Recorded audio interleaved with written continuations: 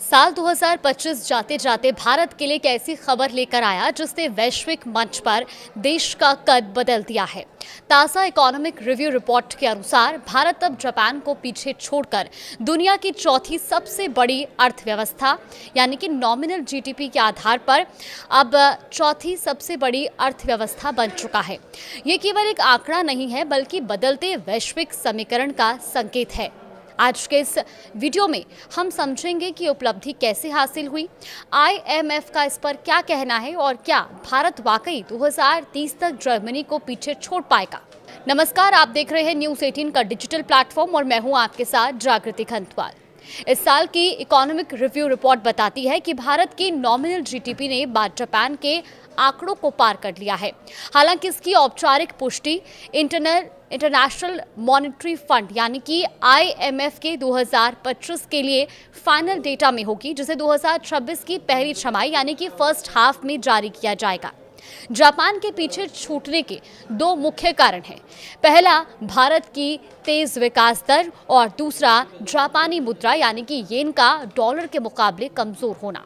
इसके अलावा जापान की घटती जनसंख्या भी उसकी अर्थव्यवस्था के लिए एक चुनौती बनी हुई है, जबकि भारत की डेमोग्राफिक डिविडेंड यानी कि युवा आबादी हमारी ताकत है। विशेषज्ञों और अंतर्राष्ट्रीय रेटिंग एजेंसियों का अनुमान है कि भारत का अगला पड़ाव जर्मनी है और जिस तेजी से भारत का सर्विस सेक्टर और मैन्युफैक्चरिंग बढ़ रहा है, साल 2030 तक भारत दुनिया की तीसरी सबसे बड़ी अर्थव्यवस्था बनने की राह पर है। लेकिन क्या यह सफर इतना आसान है? विशेषज्ञों का मानना है कि इसके लिए हमें अपनी मैन्युफैक्चरिंग क्षमता को और बढ़ाना होगा और ग्लोबल सप्लाई चेन में चीन के विकल्प के रूप में खुद को स्थापित करना होगा। इस बड़ी उपलब्धि के तुरंत बाद प्रधानमंत्री नरेंद्र मोदी ने आगामी बजट से पहले देश के दिग्गज अर्थशास्त्रियों के साथ एक महत्वपूर्ण बैठक भी की है और इस बैठक का मुख्य मुद्दा रहा है अगले 5 साल का रोड मैप।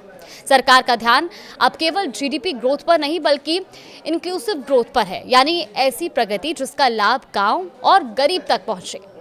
आगामी बजट में इंफ्रास्ट्रक्चर, आर्टिफिशियल इंटेलिजेंस और ग्रीन एनर्जी पर बड़े ऐलान की उम्मीद है, जो हमें $5 ट्रिलियन और फिर $10 ट्रिलियन की इकोनॉमी की ओर ले जाएगा।